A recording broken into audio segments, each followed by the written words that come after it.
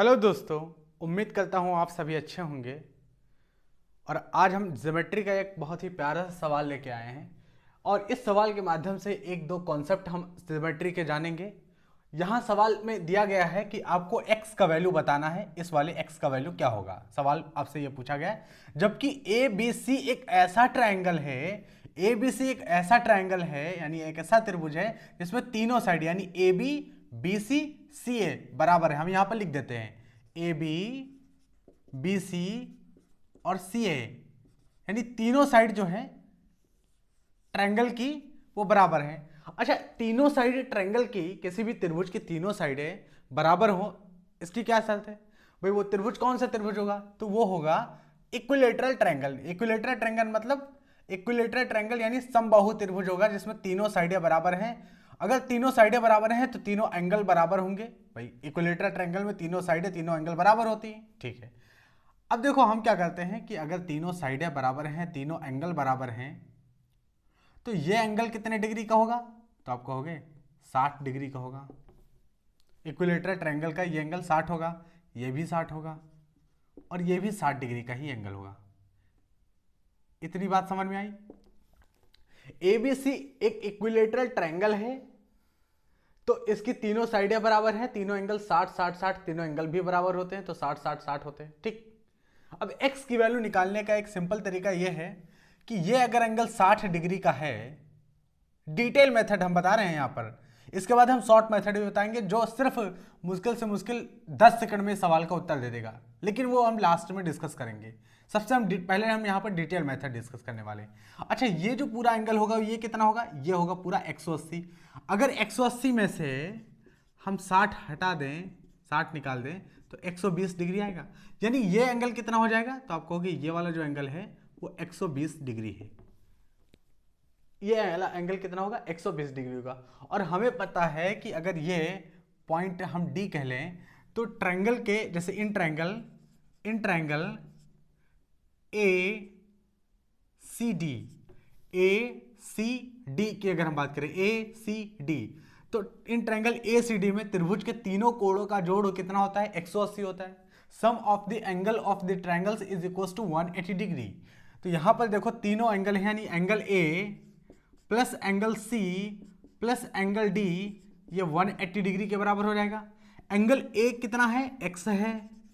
Angle C कितना है? Angle C 120 है।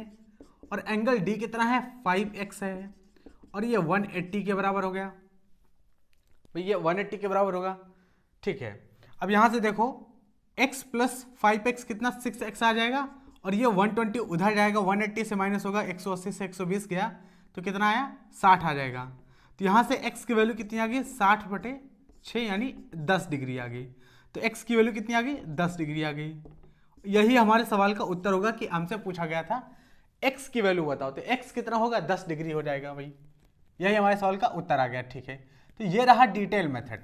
लेकिन शॉर्टकट में आप इसे कैसे लगाएंगे? 10 सेकंड में सवाल कैसे लगाएंगे? तो देखो 10 सेकंड में कैसे लगाएंगे, हम इसे यहां से रफ करते हैं। इतनी बात हमें तो पता चल गई कि तीनों साइड बराबर हैं, तीनों एंगल बराबर होंगे, तो ये एक इक्विलेटर, तीनों साइड बराबर हैं तो इक्विलेटर ट्रायंगल यानी तीनों एंगल बराबर होंगे और तीनों एंगल कितने कितने होंगे? 60 60 डिग्री के होंगे, ठीक है।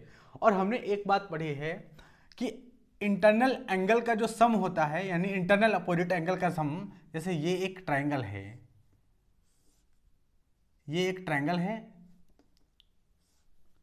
ए बी सी, ये एक एक्सटर्नल एंगल है, ये एक्सटर्नल एंगल है सी। तो एक्सटर्नल एंगल हमेशा बराबर होता है इंटरनल अपोजिट एंगल के सम के, यानी एंगल सी यहां पर बराबर होगा ए प्लस बी के। ये वाला थ्योरम हम इस सवाल में लगाएंगे, 10 सेकंड में आंसर आ जाएगा। देखो कैसे, ये एक एक्सटर्नल एंगल है, एक्सटर्नल एंगल है। भाई इस वाले ट्रायंगल को अगर ध्यान से देखो, ए सी डी वाले को अगर आप इस वाले ट्रायंगल को ध्यान से देखो तो ये जो होगा ये एक एक्सटर्नल एंगल हो जाएगा। यहां से ध्यान से देखो, ये वाला आगे जाएगा तो ये एक्सटर्नल एंगल हो जाएगा। ये देखो यहां से ये एक्सटर्नल एंगल है, ठीक है। और इसका एक्सटर्नल तो इंटरनल ये वाला हो जाएगा। और इंटरनल एक्सटर्नल एंगल हमेशा इंटरनल अपोजिट एंगल के सम के बराबर होता है। तो यहां से समझ में आ गया कि x प्लस 5x बराबर हो जाएगा 60 के। एक्सटर्नल एंगल हमेशा इंटरनल अपोजिट एंगल के सम के बराबर होता है। तो 5 प्लस 1 6x और ये बराबर हो जाएगा 60 के। तो यहाँ से देखो 6x बराबर हो जाएगा 60 के, तो x बराबर हो जाएगा 10 डिग्री के।